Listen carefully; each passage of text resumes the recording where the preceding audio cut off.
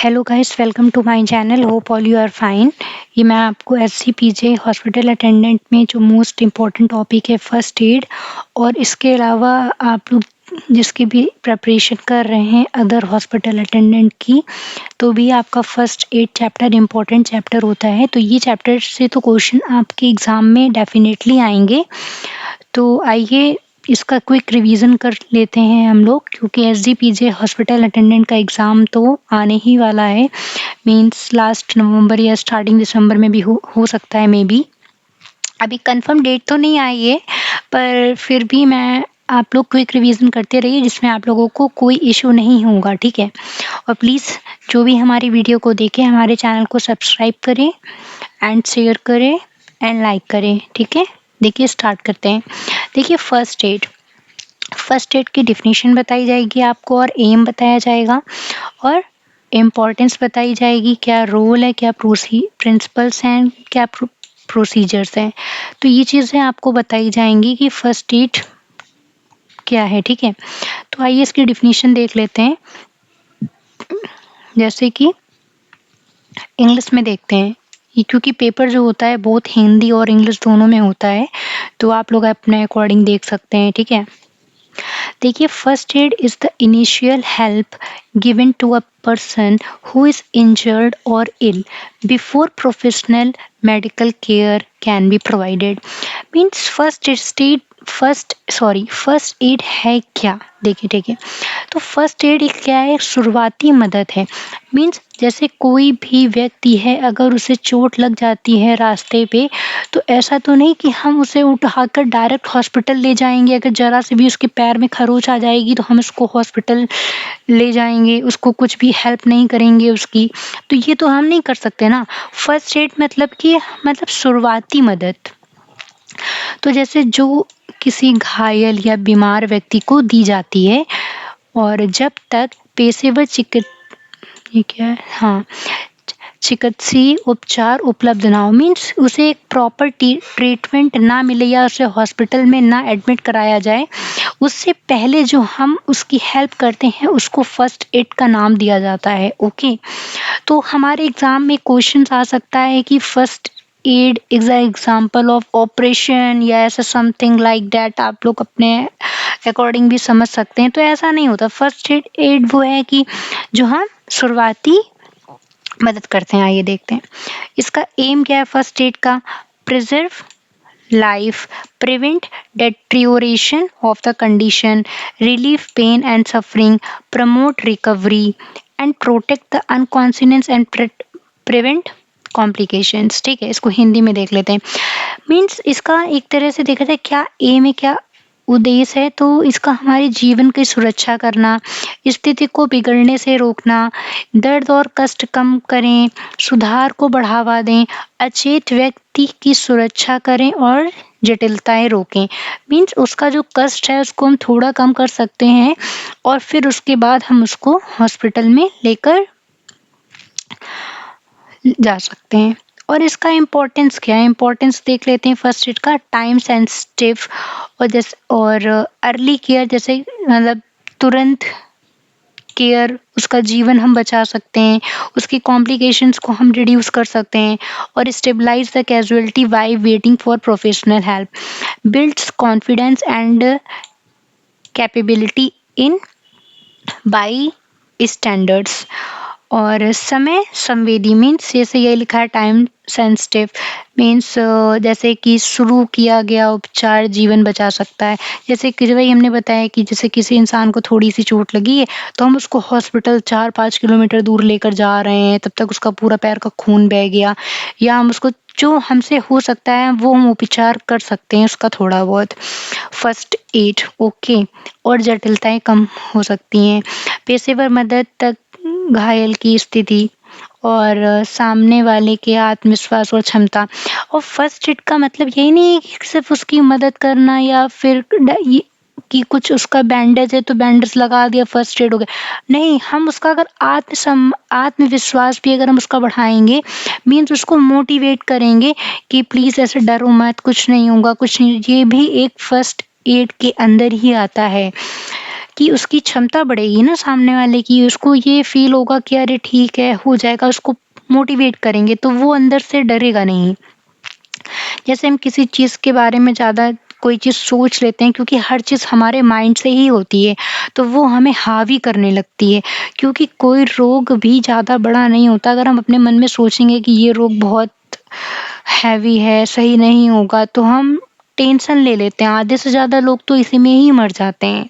वो रोग होता है छोटा, पर टेंशन हो जाती है उनकी ज़्यादा। तो फर्स्ट एड के अंदर ये भी है, सामने वाले का आत्मविश्वास और क्षमता बढ़ाएँगे। और रूल्स क्या हैं, प्रिंसिपल्स क्या हैं फर्स्ट एड के? Scene safety first, ensure it's safe to approach, obtain consent if a person is conscious, check responsiveness and breathing, call for emergency help early, provide care within a knowledge your training। अगर आपको ज़रा सी भी knowledge है तो आप उसकी care कर सकते हैं, ठीक है? ये नहीं कि आप डायरेक्ट उसको हॉस्पिटल में ही लेके आ रहे हैं, उसको तब तक खतरा हो गया और भी ज़्यादा। Do no harm, monitor the casualty and risk से प्रोटेक्ट प्राइवेसी, और उसकी प्राइवेसी का भी हम ध्यान रखेंगे। ऐसा नहीं कि उसकी प्राइवेसी लीक कर देंगे। देखिए, स्थल सुरक्षा, पहले उन्हें सुरक्षित मानकर पास जाएं। अगर व्यक्ति सचेत है तो सहमति लें, प्रतिक्रिया और साँस चेक करें। उसकी हम मतलब साँस चेक करेंगे कि उसे साँस आ रही, जल्दी एम्बुलेंस को बुलाएँगे। और अपनी अब मतलब जो हमें ज्ञान है, प्रशिक्षण है के भीतर उसकी सहायता देंगे। हानि ना करें, घायल की निगरानी करें, उसको मतलब सेफ्टी केयर करें और निजता और मर्यादा की सुरक्षा उसके रखें। और क्या प्रिंसिपल्स हैं फर्स्ट एड के? इमरजेंसी तो ऐसा क्या, वही मतलब जीवन को बचाना, जीवन सुरक्षित रखना। और प्रिवेंट फर्दर हार्म मीन्स जैसे कि आगे के नुकसान को रोकना। जैसे चोट लग गई है, ज़मीन में है, तो धूल से, कण से हो सकता है तो हल्का-सा उसको रैप कर दें। मीन्स हमें फर्स्ट एड देनी है, मीन्स इंस्टेंट उसकी केयर करनी है एंड देन उसको हॉस्पिटल में लेकर जाना है। एंड रिलीव सफरिंग, जैसे कष्ट कम करें। जैसे कष्ट देने वाली हम कोई इसको टेबलेट दे सकते हैं। जैसे किसी को हार्ट अटैक आ रहा है, उसके सीने में दर्द हो रहा है, तो हमें अपने पास एस्प्रिन नाम की टेबलेट रखनी चाहिए, तो जिससे उसको ब्लड को सर्कुलेशन मतलब उसकी जो हार्ट में जो सर्कुलेट है वो थोड़ा तेज होगा, तो उसको हार्ट का खतरा कम होगा हार्ट अटैक आने का। तो ये सब होते हैं फर्स्ट एड केयर, हम ये कर सकते हैं। प्रमोट रिकवरी, सुधार को प्रेरित करें करना। और keep the person harm and comfortable, व्यक्ति को गर्म और आरामदायक मतलब रखना, ये भी होता है। और procedure and techniques in first aid, क्या प्रोसीजर हैं? जैसे एयरवे, ब्रीथिंग एंड सर्कुलेशन, ये आपका बहुत मोस्ट इम्पॉर्टेंट है। ये आपसे फॉर्मूला या फुल फॉर्म ऐसे पूछा जा सकता है, what is the means of ABS? और वहाँ काफ़ी ढेर सारे लिखे रहेंगे। एयरवे जैसे ब्रीथिंग की जगह बीटिंग कर देंगे, सर्कुलेशन की जगह सरकम कर देंगे, तो ये आपको ध्यान रखना होगा। ये this is most important. Airway, breathing, circulation, okay. और check responsiveness, if conscious or not breathing, अगर कोई भी मतलब वो ब्रीथ नहीं ले रहा है तो हम उसका सीपीआर स्टार्ट कर देंगे और उसको 5 to 10 सेकेंड्स में उसको चेक करते रहेंगे कि उसको ब्रीथ है या नहीं आई। और if conscious and breathing place in a safe recovery positions, अगर वो ब्रीथ ले रहा है, सांस ले रहा है, तो उसको सीपीआर नहीं देंगे, उसको रिकवरी पोजीशंस की प्रोवाइड कराएंगे कि जिससे उसको आराम मिले। और ब्लीडिंग कंट्रोल के लिए apply direct pressure on the wound, elevate the limb if possible. If bleeding continues, consider to tourniquet only if trained. Choking, जैसे अडल्ट को और चाइल्ड को। हैमलिच मैनुअर इफ कॉफिंग फेल, ये भी होता है कि चॉकिंग, ये पूछा जाता है, क्वेश्चन इंपॉर्टेंट है, आप लोग ध्यान रखिएगा। चॉकिंग में जैसे Heimlich manoeuvre if coughing fail. Infant में क्या होता है, back blow and chest thrust in course. Burn and wounds, cool with running clean water 10 to 20 minutes, cover with a strand dressing, avoid ointments and unless strained. Fracture and mobilisation, do not move the person unless necessary. जब तक व्यक्ति को कोई आवश्यकता ना हो तब तक उसको घुमाना नहीं चाहिए। हमें स्प्लिंट का यूज़ करना चाहिए। Shock management, lay the person down, evaluate leg and if no injury to spine, keep warm. Seizure, do not restrain, clean surrounding after seizure please. Check breathing, poisoning, do not use vomiting. अगर जैसे कोई भी व्यक्ति अगर poison को खा लेता है तो हमें उसे वॉमिटिंग की सजेशन नहीं देना चाहिए, क्योंकि पॉइजन अगर उसने खाया है, अगर हम उसे वॉमिटिंग कराएंगे तो वो पेट से फिर हमारी जो नली होती है मुख से स्टमक के लिए जो जाती है, तो ओजोफेजिस में उसमें आपका और खतरा बढ़ सकता है। और अदर एसेंशियल जैसे avoid foods, drink, रीसर, monitor whittle and arrive health. जैसे अब देखिए हिंदी में देख लेते हैं कि ABCY जो बताया आपको, एयरवे, ब्रीथिंग, सर्कुलेशन, श्वसन मार्ग, सांस लेना, परिसंचरण। ओके, प्रतिक्रिया चेक करें। अगर व्यक्ति अचेत है, सांस नहीं ले रहा है तो क्या करें, उसका CPR स्टार्ट कर दें। ओके गाइस, ये देखिए मैं आपको क्विक रिवीजन करा रही हूँ, तो प्लीज आप लोग इसको ध्यान रखिएगा। अगर आपको वीडियो लंबी लगे तो आप इसे 2x या 1.5x में भी करके देख सकते हैं। ओके, यदि जागृत है तो उसे, सांस ले रहा है तो उसे सुरक्षित स्थिति में रखें। और रक्त स्राव रोकना, चोट पर सीधा दबाव डालें। अगर उसका रक्त बह रहा है तो उसको चोट पे दबाव डालें, उसका ब्लड को रोकें। संभव हो तो अंग उठाएं। ये सारी चीज़ें हमें करना चाहिए। फर्स्ट एड का मतलब ये होता है, यदि रक्त स्राव जारी रहता है, केवल प्रशिक्षित होने पर टूरनिकेट पर विचार करें।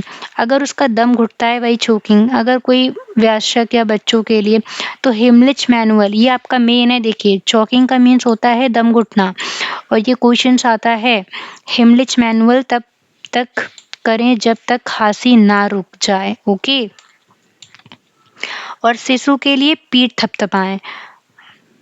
शिशु के लिए पीठ थपथपाएं।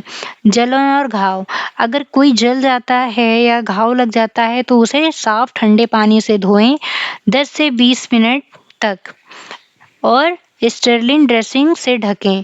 आवश्यकता हो तो